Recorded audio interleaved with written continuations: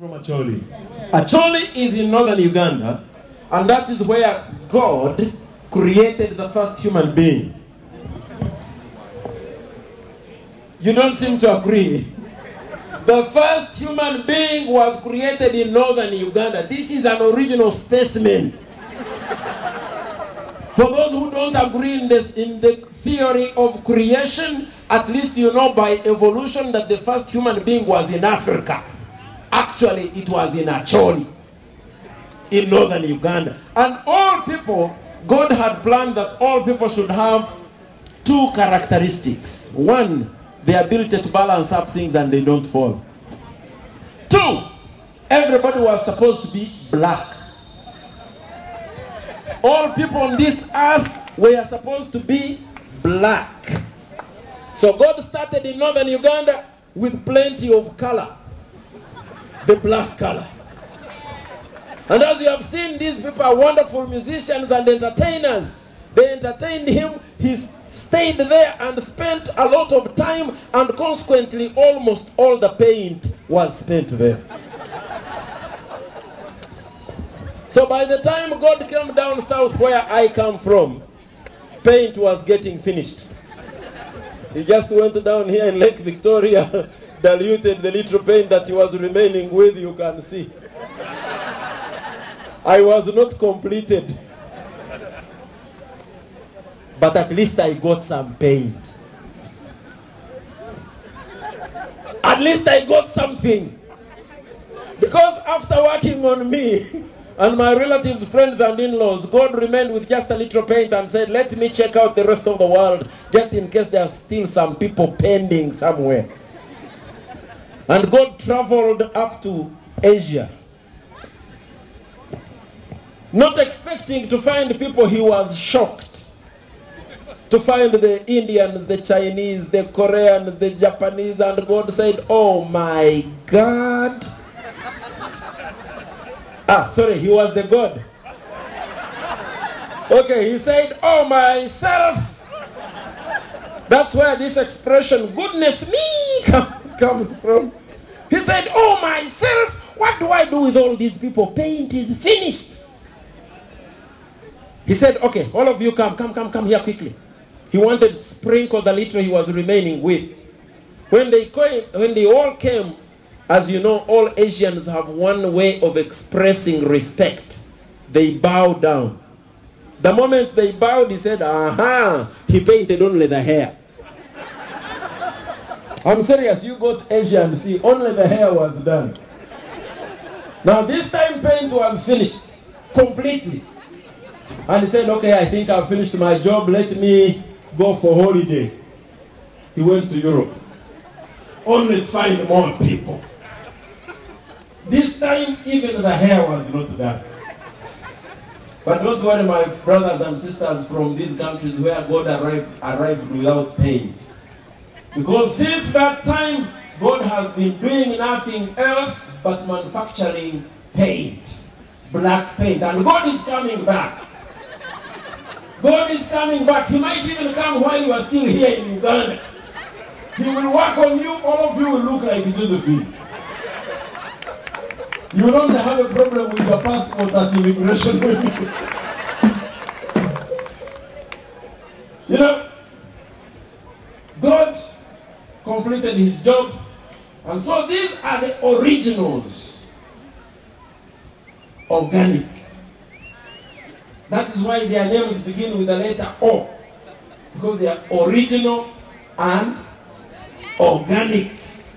What's your name? Oyera. Your brother? Obare. Now, what did you say? Obare. Are you talking about the president, the former president of this country? His name is Obote. The spelling is E-B-E-T-A. How do you say? Obare. Okay. Your uncle? Obama.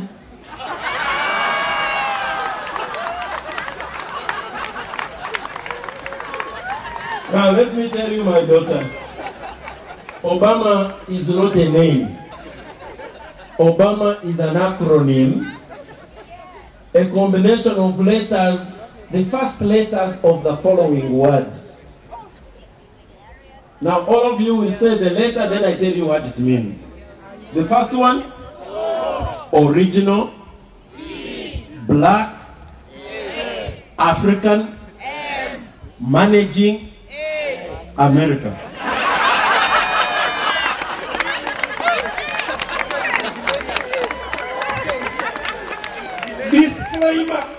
Disclaimer, everything I say here is not correct. Nobody should take me to the ICC.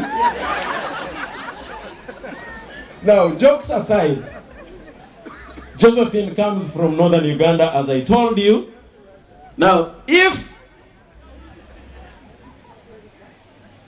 how old are you, Josephine? Aparaboro. I'm asking about age, not born. 18. Ladies and gentlemen, Josephine is only 18 years of age.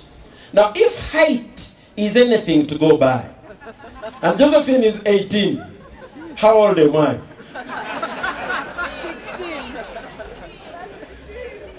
16. But Josephine comes from Acholi. She's 18 years of age, and she comes from a beautiful part of this country, but where there has not been peace for over 20 years. Had Josephine not come to Ndere, how many years have we been together now? 8 years. 8 years. Had she not been here, she probably wouldn't be this tall. She either would have been killed or raped or maimed. And there are thousands of other Josephines up there that the world has ignored. Not you, because you have come here to talk about it. Josephine and the other girls were carrying these pots and saying to all of us that whoever is responsible for taking any decision must balance that decision carefully.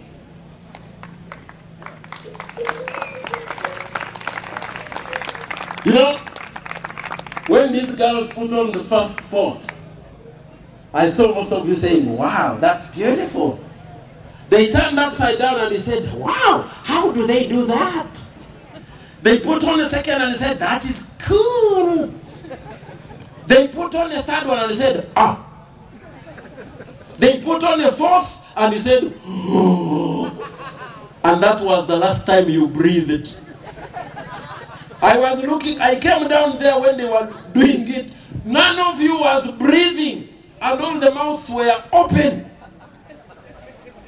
And when they were going, I saw all of you doing like this. One of the girls, as part of the design, the pots fell down. That was deliberate. That's why I'm that poor. Show. Now, when the pots came down, almost all of you, without being prompted, said, whoa! And the question therefore is, if you could be so worried, so concerned about earthenware pots, clay pots, which if they break, we just go get more clay and make more pots. How much more worried must you be? How much more concerned must you be when you're taking decisions which affect human life, which has no spare parts?